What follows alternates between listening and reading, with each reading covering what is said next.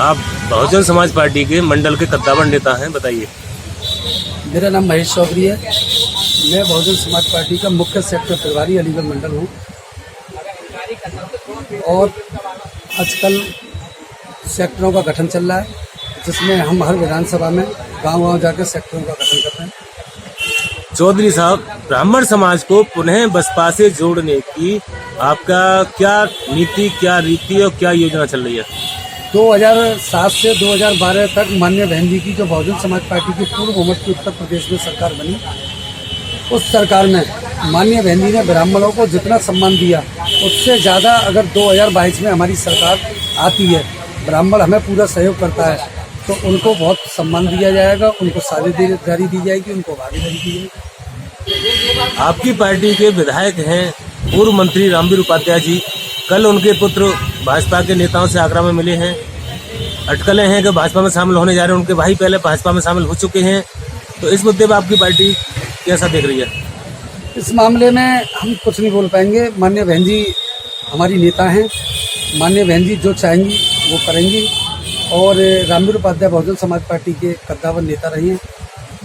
रामवीर उपाध्याय जी के बारे में जो भी डिसीजन लेंगी माननीय बहन जी लेंगी, हमें अभी इस बारे में कोई जानकारी नहीं। ये तो आज भी बीएसपी के विधायक हैं उपाध्याय जी?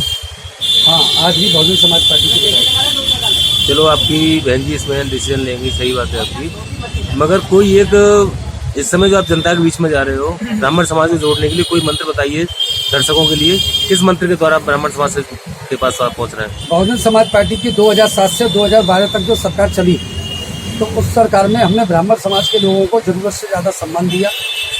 12-12, 14-14 मंत्रालयों में ब्राह्मण समाज को हमने स्थापित किया और सतीश मिश्रा हमारी पार्टी के बड़े नेता हैं।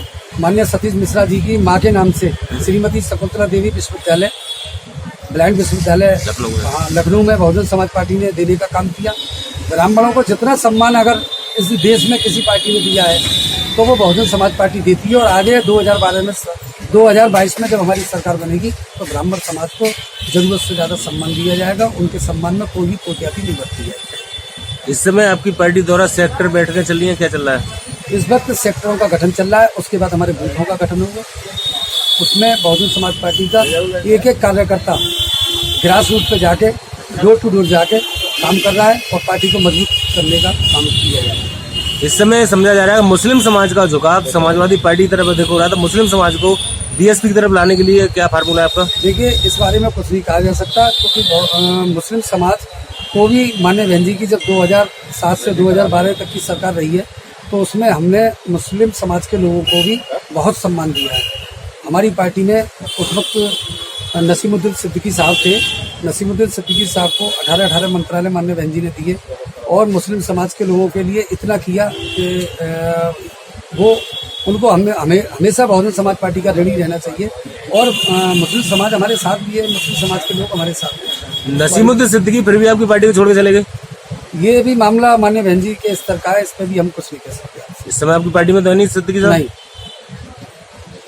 तो क्या उन्होंने पार्टी के साथ गद्दारी की? हाँ, पार्टी के साथ गद्दारी की, माननीय बहन जी के साथ गद्दारी की। तो आपकी पार्टी पुनः लेने पर विचार करेगी? कभी नहीं।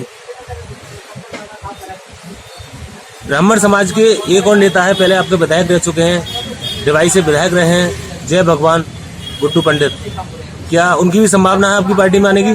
अभी ऐसा हमारे संज्ञान में नहीं है और वो जिस विधानसभा से संबंध रखते हैं वो विधानसभा मेरठ मंडल में आती है। मेरठ मंडल के जो हमारे माननीय बहन जी ने पदाधिकारी बनाए, जो वहाँ के कोऑर्डिनेटर्स हैं, सेक्टर प्रभारी हैं, ये जानकारी उनको होगी। मुझे इस संबंध में कोई जानकारी नहीं है, मुझे अलीगढ़ मंडल के संबंध में जानकारी है।